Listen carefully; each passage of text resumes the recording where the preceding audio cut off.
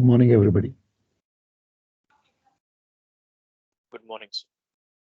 Morning, sir. Morning.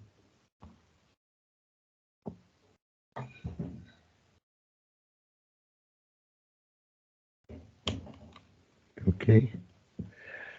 Any doubts in the homework that I gave? Example 8, example 9, example 10. Any doubts?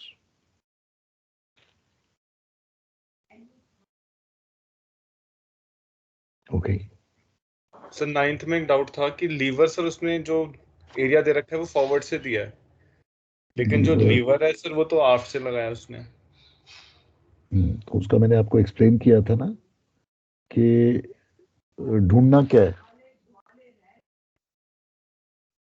9th में, calculate A B. तो A B कहाँ से होता है major? From half perpendicular. So lever कहाँ से लगेगा? Half perpendicular. जो जहां से ढूंढना है लीवर वहीं से लगेगा। दैट इज द मुद्दा, द मेन मुद्दा।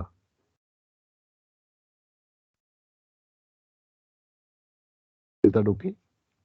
Okay sir. और ये सर 10th में अपेंडेज दिया है सर ये इसका। ये भी सॉरी, ये मैंने अभी कराना है। ये मैंने वो गलत बता दिया आपको। ये अपेंडेज अभी कराऊंगा।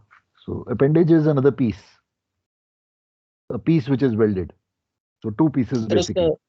उसका सीधा वॉल्यूम ऐड कर दिया था हमने जो भी दिया था बस वही। उसका खाली बेसिकली वॉल्यूम ऐड करना है। सर अगर कोऑर्डिनेट्स 0 से शुरू नहीं करता है, वो एट सम वैल्यू से शुरू करता है, तो जो हम सर उसका जो लीवर लेंगे वो 0 से नहीं लेंगे सिर्फ फिर?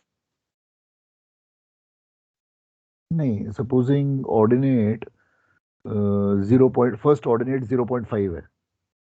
Yes sir. तो उसका लीवर तो 0 ही रहेगा, 0h। The only thing is कि जो 0.5 है, सपोजिंग फर्स्ट ऑर्डिनेट इज 0.5, तो ये 0 है, मैं ये 0.5 से दिखाऊंगा। So my diagram will be like this. Yes. So this is my half perpendicular. The lever of this will be 0h. Next will be 1h. Next will be 2h, and so on and so forth.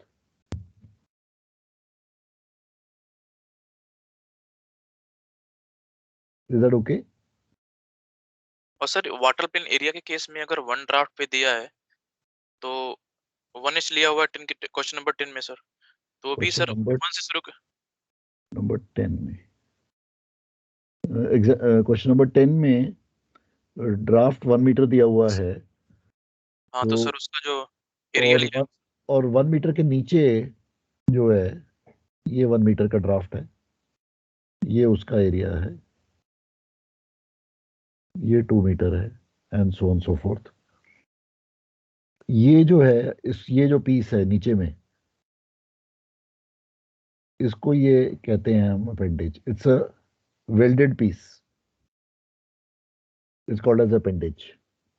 इसको मैं अभी इस concept को मैं समझाऊंगा, but अभी for the time being you just take it के ये वॉल्यूम को ऐड करना है टू दिस वॉल्यूम।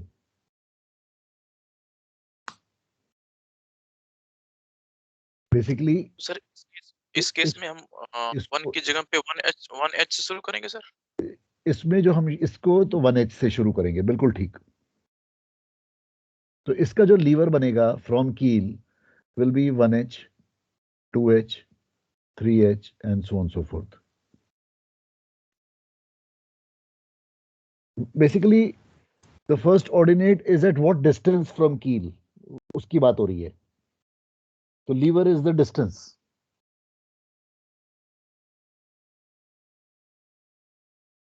किसके रेफरेंस से हम ले रहे हैं सर, एक्चुअली वो मैटर करता है। जिसके रेफरेंस से हम ले रहे हैं, सो कील के रेफरेंस में ले रहे हैं तो इसलिए। Is that okay? Okay, sir. हाँ जी. Any other doubt?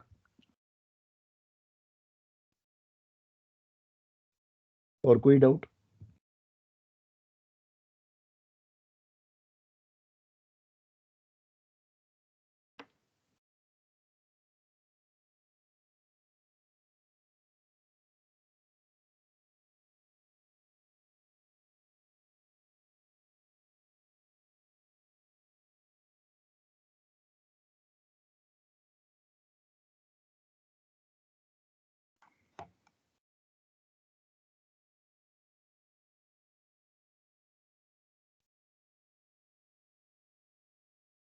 चले आगे.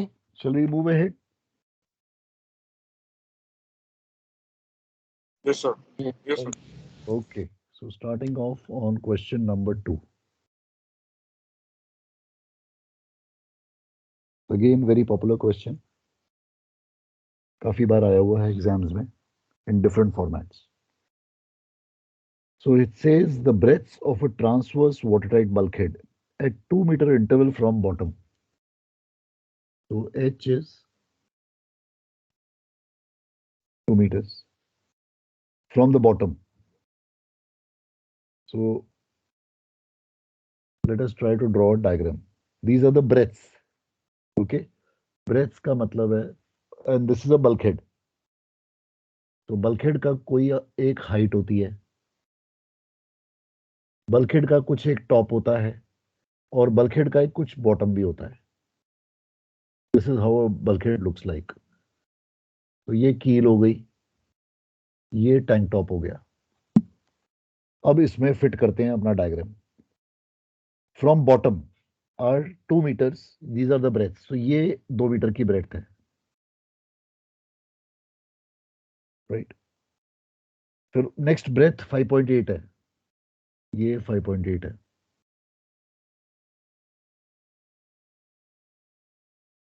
फिर नेक्स्ट वाली जो है 8.4 है, ये 8.4 है.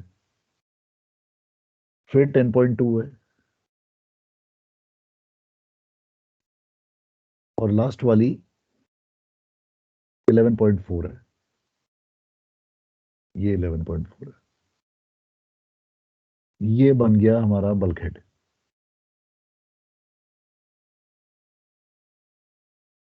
ये हो गया हमारा tank top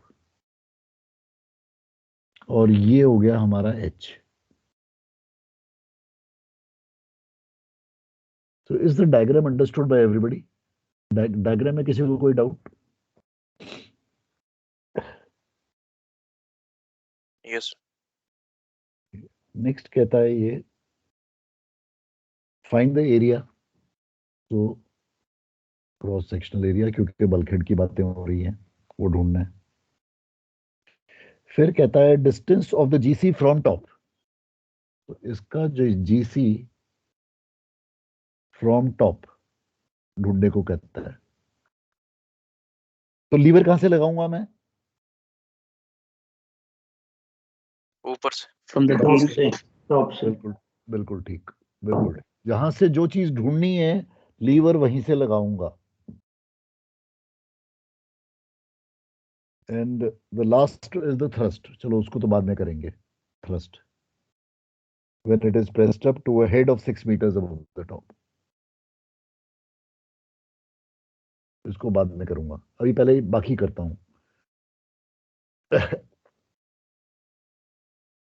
Find the area, the distance of the GC from the top, and the thrust when it is pressed up with salt water to a head of 6 meters above the top. To a head of 6 meters मतलब sounding pipe में पानी है और ये head 6 metre है और ये water line है. ये मतलब है 6 मीटर साउंडिंग पाइप में है, ये कहने का मतलब हो रहा है हेड ऑफ 6 meters. अब इस डायग्राम में इसका जीसी कहीं पे भी लाई करेगा. सो लेट मी से ये इसका जीसी है. सो मुझे चाहिए ये डिस्टेंस, इसको नाम दे रहा हूं मैं D1। तो मुझसे ये पूछ रहा है GC फ्रॉम टॉप क्या है।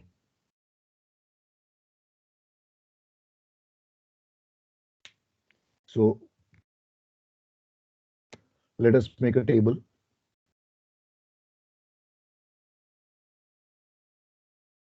Title of the first column. Press from bottom. Press from top. What will be the title of the first column? Breadth from the bottom, sir. Breadth from bottom. Right. Or ordinates from bottom. Breadth or ordinates from bottom. ये हमारा सबसे पहला column होगा. So write it in the same order as that given in the question. 2, 5.8, 8.4, 10.2, 11.4. ये हो गया breadth from bottom या ordinates from bottom. Title of the second column. Simpson multiplier. अच्छा, rule number 1. रूल नंबर 1 लगाएंगे तो क्या multipliers होंगे हमारे 14241. 14241. Okay. Title of the third column.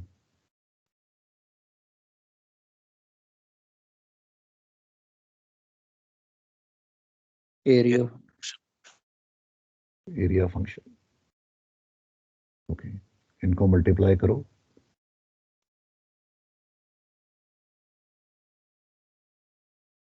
और सर ये एरिया फंक्शन होता है सर कि एरिया ऑफ फंक्शन होता है? Area function. एरिया फंक्शन बस, क्योंकि सर बुक में वो प्रोडक्ट ऑफ एरिया कुछ लिखता है ऐसे, तो कंफ्यूजन. हाँ, वो इतना मैं टाइम वेस्ट नहीं करना चाहता. I want to save time wherever possible. So I can keep writing product for area, मतलब जितना मैं और ऐड करता जाऊंगा वो मेरा टाइम वेस्टिंग है ना. I want to save time. Yes. So area function.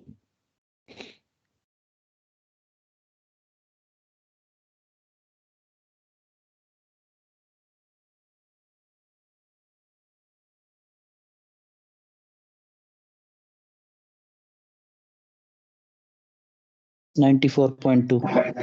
94.2. 94.2.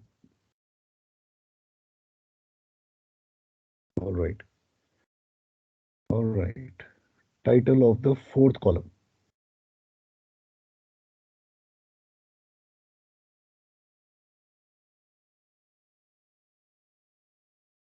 Lever from top. Correct. Lever from top. So मैं lever from top लगा रहा हूं.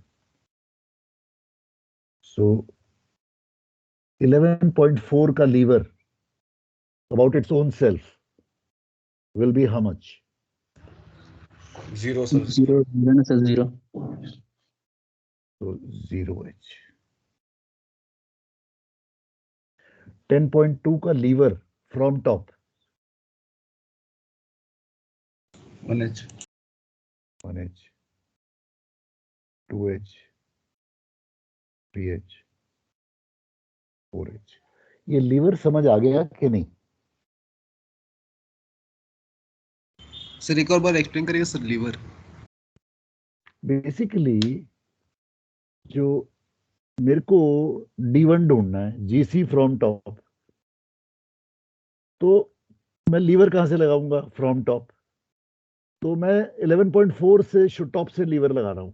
11.4 का lever about its own self, जहां पे मैं लीवर लगा रहा हूं वहां पे अपना हाथ रख देता हूं. तो इसका lever about its own self क्या होगा? 0h. 10.2 is the next one. इसका डिस्टेंस फ्रॉम टॉप क्या है? 1h, या फिर 2 मीटर्स भी लिख सकता हूं मैं. दूसरे वाले का 8.4 का डिस्टेंस क्या है? 4 metres. I can write it as 2h. 3H 4H। So bottom most वाला जो 2 मीटर है उसका liver from top is 4H। इसी क्वेश्चन में इसने मुझसे अगर पूछा होता find out the distance of GC from bottom, तो मैं लीवर फ्रॉम बॉटम लगाता। तो 2 का लीवर होता मेरा 0H 1H 2H 3H 4H, उल्टा कर देता।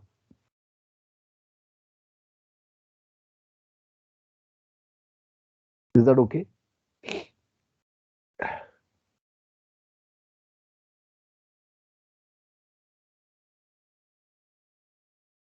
यस एक बार दोबारा बताएंगे प्लीज? कौन सा वाला? पहला वाला दूसरा वाला? सर लीवर वाला, लीवर फ्रॉम एच। अगर क्वेश्चन में मुझसे अगर मैं आपसे पूछता, इसी क्वेश्चन को मैं चेंज करके बोल रहा हूं, find out the GC from bottom, तो अगर GC फ्रॉम बॉटम है तो in that case lever will be from bottom. तो मेरा टाइटल इसका बन जाता लीवर फ्रॉम बॉटम। सो ये मेरा 2 वाला बॉटम मोस्ट है। 2 का लीवर अबाउट बॉटम क्या है?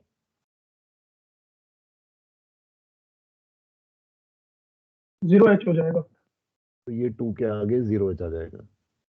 नेक्स्ट वाला 1H, फिर नेक्स्ट 2H 3H 4H, ये होता। अभी मुझसे पूछ रहा है लीवर फ्रॉम टॉप, तो 11.4 के सामने 0H, फिर 1H 2H 3H 4H। That's all. Sir sir हाँ जी। सर इसमें जिस भी एक तरीके से ऐसा मान सकते हैं कि जिस भी ऑर्डिनेट से पूछ रहा है टॉप या बॉटम, वहां से 0 से लेके ऊपर तक लिखते चले जाओ।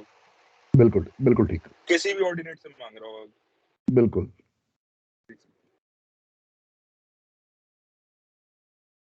तो सर किस केस में सर वहाँ 1H से शुरुआत करते हैं वाटर प्लेन अगर सर ड्राफ्ट में दिया है तभी? अगर इसके नीचे कुछ अपेंडेज हो, सपोजिंग इसके नीचे मैंने एक ट्रायंगुलर, आपको इस क्वेश्चन में तो नहीं है, सपोजिंग एक ट्रायंगुलर पीस लगा दिया, okay sir.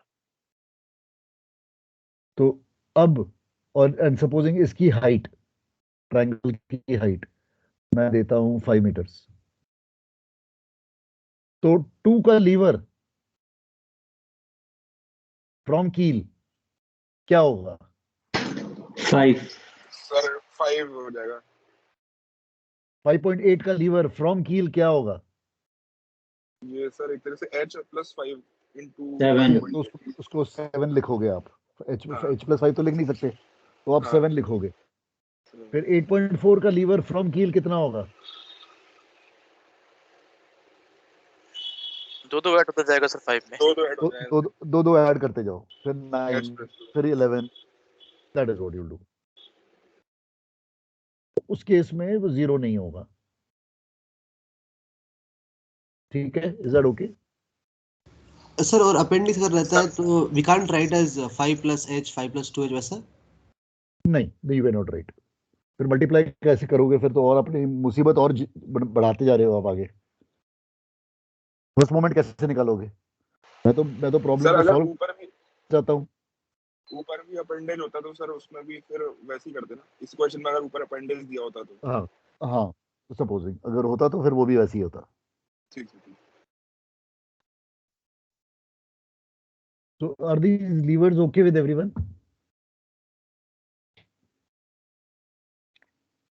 Title of the 5th column. First moment of area. First moment of area function. So basically, this is not the area, it's a function of the area. When it gets multiplied by h/3, तब वो area बन जाता है. Similarly, this is not the first moment of area, it's a function of the first moment of area. So इन दोनों को multiply किया, ये 8h. Similarly ये 152h. इसको SOP2 152 H. अब शुरू करते हैं कार्यक्रम। CSA is equal to h by 3 into SOP1 is equal to 2 by 3 into 94.2 is equal to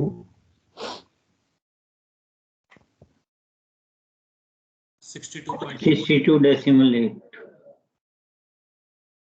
62.8 metre square. ये हमारा पहला आंसर हो गया।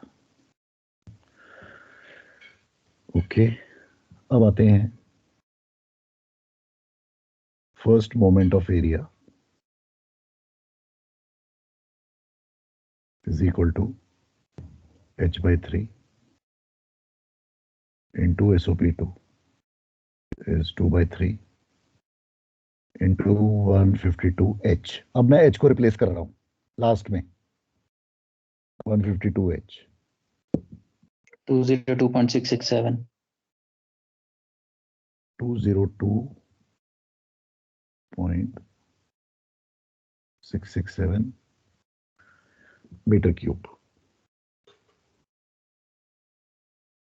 Therefore, D1, that is the distance of GC from top, is equal to total first moment of area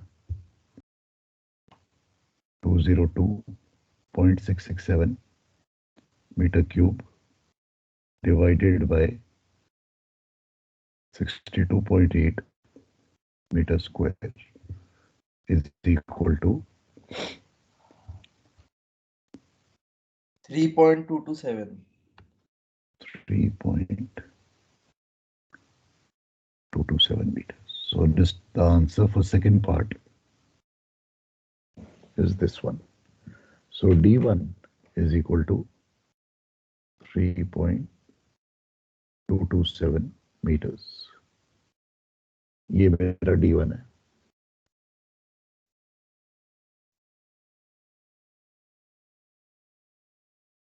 Any doubts? Sir D1 निकालने जैसे book में show किया direct SOP2 divided by SOP1 करके भी आ जाएगा। हाँ, वो h/3 कैंसिल हो जाता है। तो वो शॉर्टकट जो है वो इस क्वेश्चन में तो चल जाएगा, बट हर क्वेश्चन में नहीं चलेगा।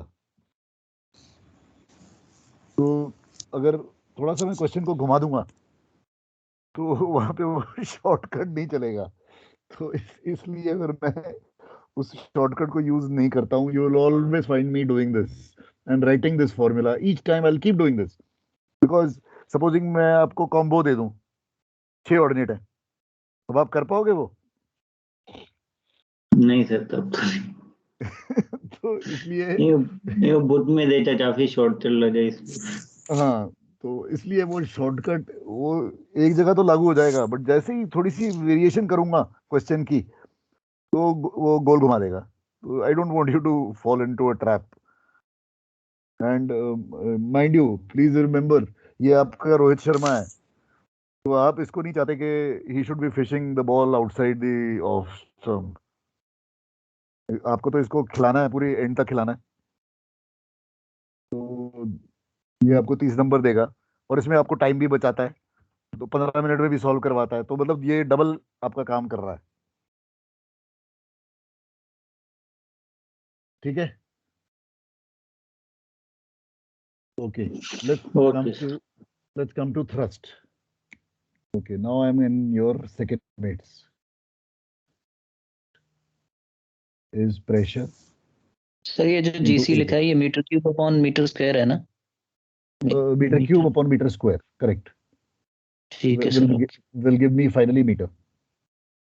Okay sir.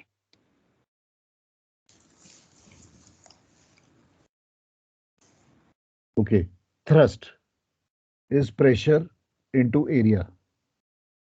Pressure is depth into density. So therefore thrust is depth into density into area. This is my formula. What is my definition of depth? Definition of depth is distance of the GC to the water line.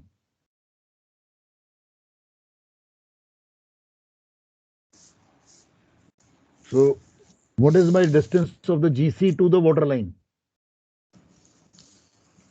My D1 plus head is equal to 3.227 plus 6 is equal to 9.227. ये समझ में आया कि नहीं? Sir ये depth का part repeat करना sir. Depth. See, the depth by definition is distance of the GC to the water line. This is my depth.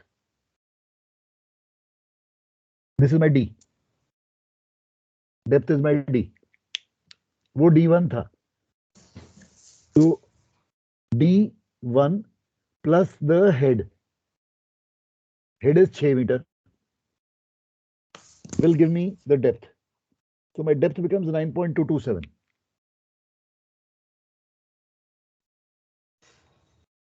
Is that okay? So put it in the formula. 9.227 into density into area. So thrust is how much?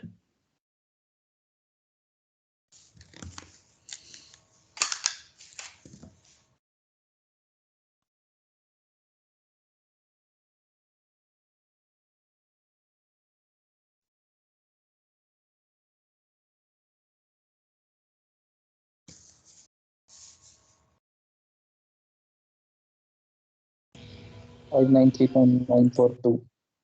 How much? 593.942. 593.942. Units क्या होंगे इसके? Ton sir. Ton. Tons. Thrust के units tons होते हैं.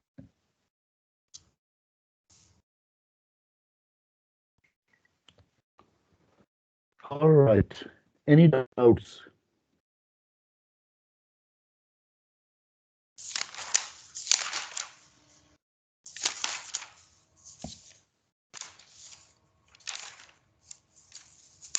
Clear है?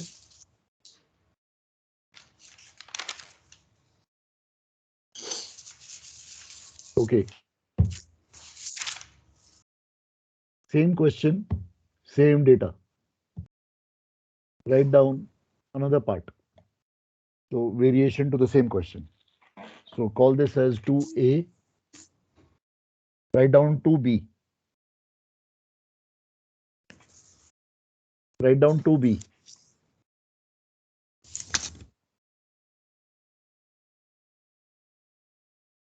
Calculate the thrust. Calculate the thrust in the following cases. 1.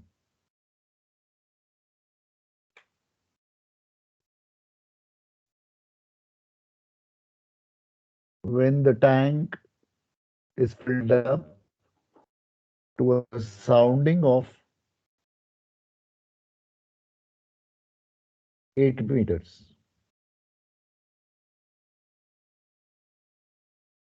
Second, when the tank is filled up to a head of 2 meters. Third, when the tank is filled up to a sounding of 30 meters.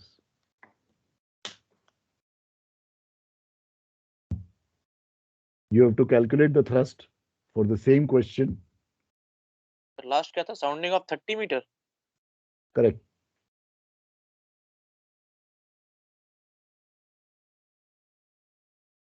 I want you to calculate the thrust in each of these 3 cases using this formula.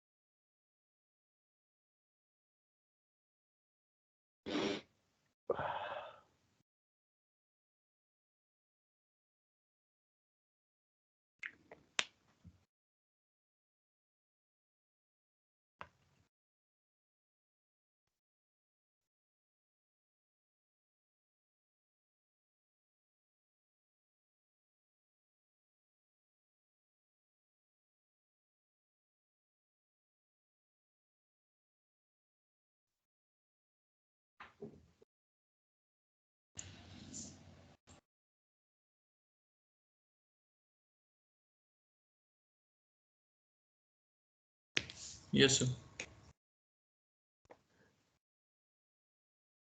Okay. When the sounding is 8 meters, how much is the head? 3.227. Head is 0. GC. Head is 0. Is this okay with everyone? जब sounding 8 metre है तो इसका मतलब water level tank top पे है, तो head 0 है उस वक्त मेरा जीसी कहां पे है, मेरी डेप्थ क्या है? 3.227. Is that okay? Yes. So for 3.227, put in the formula. Tell me the thrust. 207.7. Decimal 7.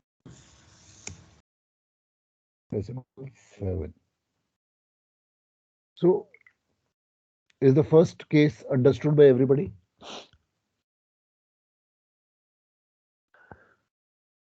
दोबारा बताना सर. जब 8 मीटर की साउंडिंग है तो मतलब मेरा वाटर लेवल कहाँ है? टैंक टॉप पे है, ये मेरी वाटर लेवल है. इज दैट ओके और no?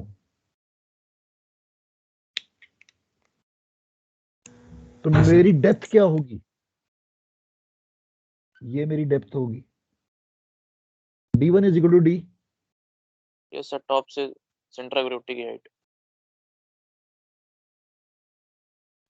GC to water line is my definition of depth. तो मेरी वाटर लाइन तो टैंक टॉप पे आ गई ना. हेड 0 है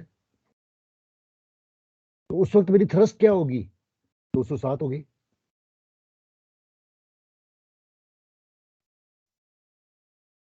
एग्रीड? जब मेरा क्वेश्चन ने दिया हुआ मुझे हेड ऑफ 2 मीटर्स, इसका मतलब मेरी साउंडिंग कितनी है?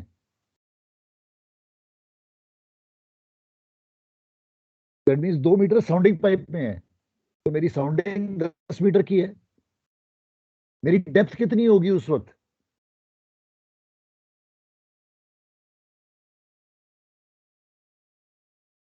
कितनी होगी? Agreed? Yes sir. Yes, sir. इसके लिए मेरी थ्रस्ट कितनी हो जाती है? 336.4 tons. 336.4 tons. जब मेरी साउंडिंग 30 मीटर्स है उस वक्त मेरा हेड कितना है? -8 कर दो, 22 मीटर. उस वक्त मेरा हेड की डेप्थ कितनी है? 25.227. 25.227. इसके लिए थ्रस्ट निकाल लो.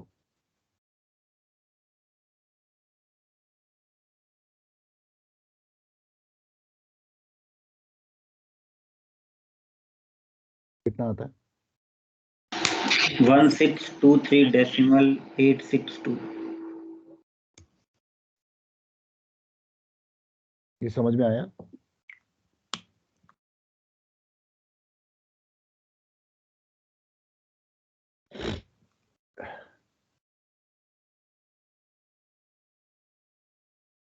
कहने का मतलब ये है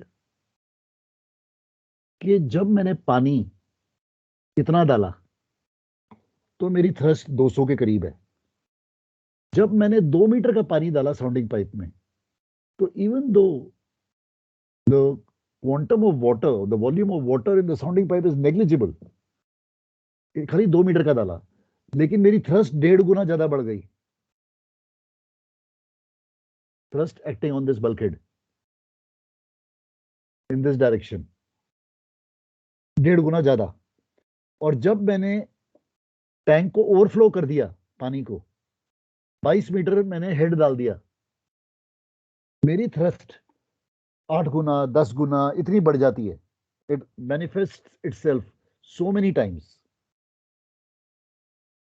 That is the reason why we as a mate should not overflow the tank. So it's a good idea not to overflow. तो अगर मेरे को टैंक को बैलेस्ट करना है So what do? I open up by gravity. The water will come in with the natural by gravity itself. जितना आ गया, उसके बाद जो बैलेंस बचा उसके लिए मैंने पंप चलाया थोड़ी देर के लिए, और जैसे ही अगर मेरा डीबी टैंक है सपोजिंग 2 मीटर का, जैसे ही मेरी साउंडिंग 2.1 हो गई, स्टॉप, बंद कर दिया। व्हाट एम आई डूइंग, मैं अपने हेड को कमती रख रहा हूं, देयरफॉर मैं थ्रस्ट कमती कर रहा हूं, therefore I am prolonging the life of the vessel. नहीं तो my bulkhead will be short-lived. So that's what a prudent mate does.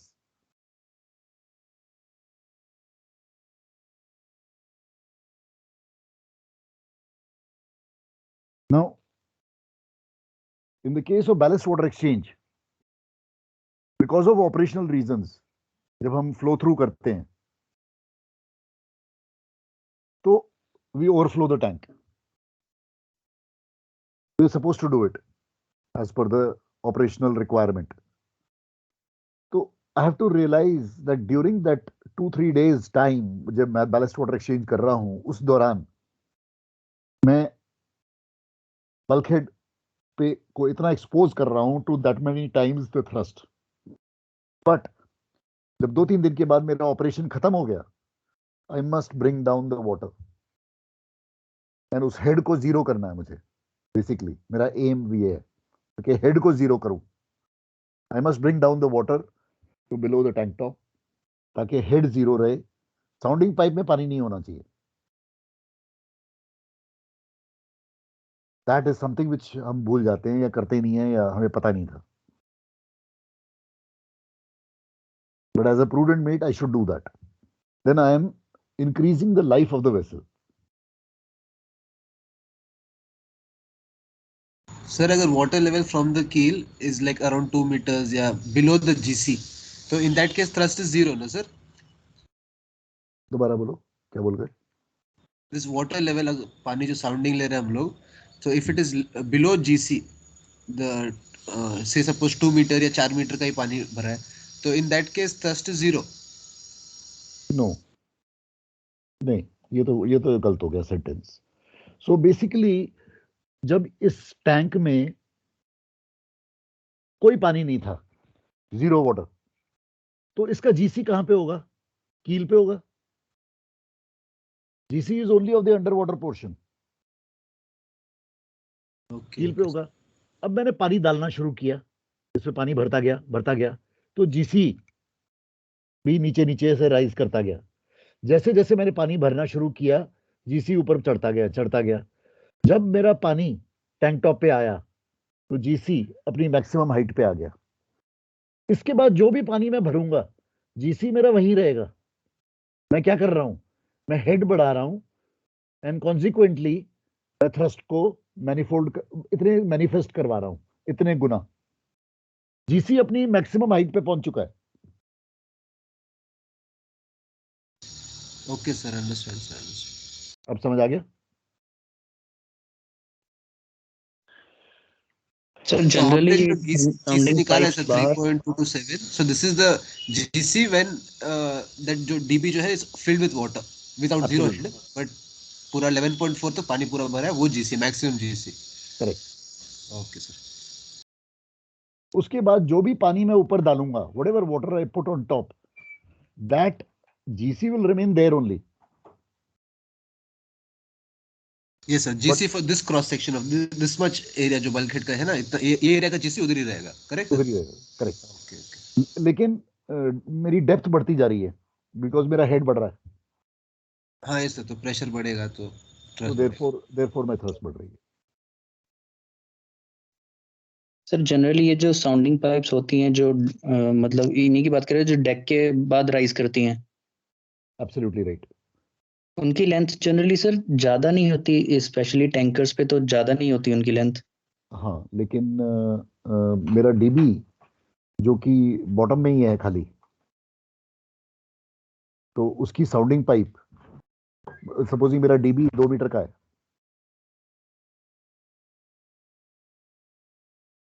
तो उसकी साउंडिंग पाइप तो ऊपर तक आ रही है ना पूरी। Yes, bottom sir. टैंक इसमें होते हो जाता है सर ऐसा। हाँ जी, साउंड बॉटम टैंक जो होते हैं उनके साउंडिंग पाइप पूरा डेक तक एक्सटेंड करना पड़ता है पूरा। बिल्कुल ठीक, बिल्कुल ठीक। जो बॉटम टैंक्स हैं उनकी साउंडिंग पाइप ऊपर तक आएगी।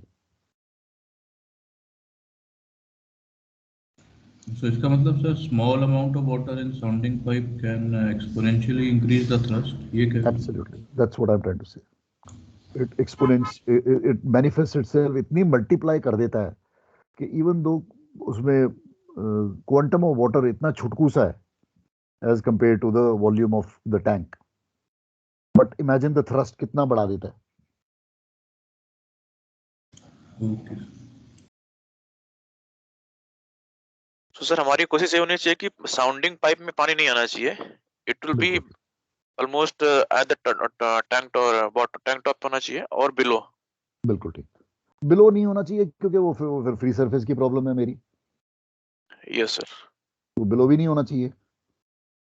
सो इट शुड आइडियली बी, अगर 2 मीटर के मेरा डीबी हाइट है सपोजिंग, तो 2.05 is perfect, 2.1 is okay, but it should definitely not be 3 metres, 5 metres, 7 metres और 10 मीटर्स जो कि हम करते हैं बल्क कैरियर्स में।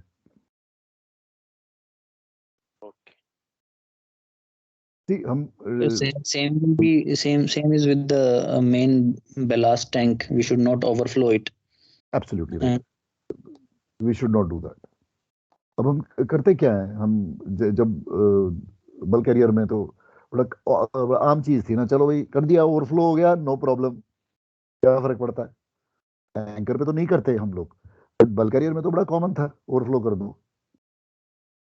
सर तो जो जिन शिप्स पे ये सिस्टम अप्रूव्ड होता है ओवरफ्लोइंग वाला, वो क्या उनका कंस्ट्रक्शन अलग होता है क्या? नहीं नहीं नहीं होता। We should be aware of this fact कि थ्रस्ट इतनी ज्यादा बढ़ रही है,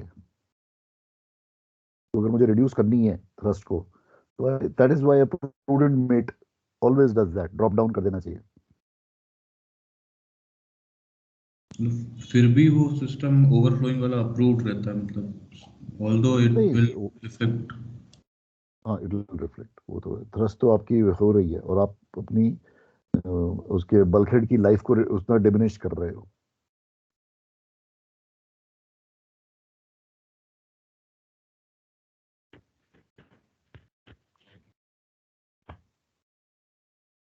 ओके, सो लेट अस से इस कमरे में मैं बैठा हूं और मैंने इस कमरे के में पानी भरना शुरू कर दिया और सीलिंग तक, ऊपर छत तक मैंने पानी भर दिया, ठीक है। अब मुझे इस बल्कहेड का थ्रस्ट निकालना है, तो इसका area multiplied by density of water 1.025 multiplied by the depth, that is iska GC to the top, will give me the thrust on this bulkhead. Agreed? Yes. Okay.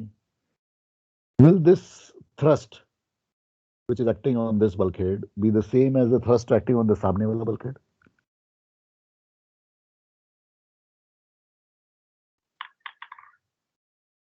अगर उसका एरिया अगर same है sir तो उतनी होगा। अगर square है तो सेम, अगर कुछ और है। बट ये बल्कहेड का तो डिफरेंट हुआ है, तो दैट मींस इसका थ्रस्ट डिफरेंट होगा। एग्रीड? Yes sir. पीछे वाला बल्कहेड है, उसका थ्रस्ट अलग होगा। Yes sir. सामने वाला बल्कहेड, उसका थ्रस्ट अलग होगा। Yes sir. What will be the thrust acting on the ceiling? 0. Is that understood by everybody? Yes. 0 because there is no head of water, na sir? Correct. The thrust on the ceiling or the deck head will be 0 because there is no head. What will be the thrust acting on the floor down below? The floor area into the depth of water. Correct. Floor area into the whole height of the water or depth of the water into the density. Agreed? Yes, sir. Now I overflow the tank and I put 1 meter of head in the sounding pipe. What will be the thrust acting on the floor? Height of tank plus 1 meter into area was Correct. Yeah, So the height plus 1 meter. Agreed? yes. What will be the thrust acting on the ceiling? 1 meter into 1 meter into the area. Correct? And what will be the thrust acting on this bulkhead? The centroid of this bulkhead. Right. GC geometric centre जितनी height remaining height plus 1 meter उसके ऊपर वाला. Correct? Is that okay? yes sir. ये समझ आ गया सारा? Sir top वाला फिर से समझा सकते हो? टॉप वाला सीलिंग वाला. यस, सीलिंग वाला. तो जब मैंने 1 मीटर साउंडिंग पाइप में डाला तो जो उसका एरिया है मेरी सीलिंग का, उसका जीसी उस एरिया पे कहीं ना कहीं लाई करेगा. उस डिस्टेंस जीसी का distance from the water line कितना है? 1 metre. 1 metre. So depth is 1 metre. Okay. That वे.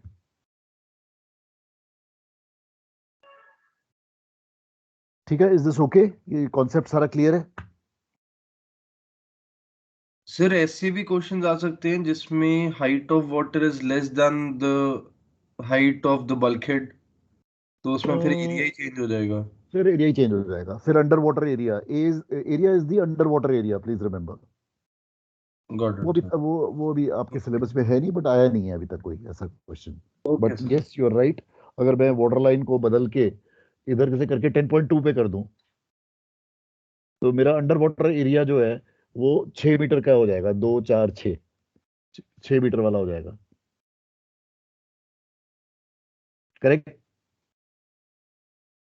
तो वो क्वेश्चन अब मेरा जीसी कहीं और आएगा नीचे में, तो क्वेश्चन बदल जाएगा. Got it sir. So remember, area A is always the underwater area. तो सर अगर अभी जैसे आपने एक्सप्लेन किया था, सपोज 10 मीटर तक आपने भरा, so in that case you have to find the GC again, no sir? That वो Then you'll have to find out the GC again. You'll have to find out the area again using the relevant rule. मतलब वो पूरा question ही एक नई कहानी ले जाएगा. ठीक है सर, अंडरस्टूड. बट दैट ऐसा कोई क्वेश्चन आपका सिलेबस में है नहीं, अभी तक नहीं आया.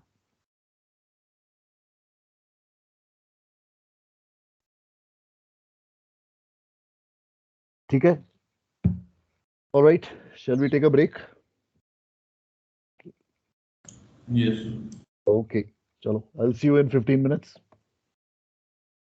Okay. Chalo. See you.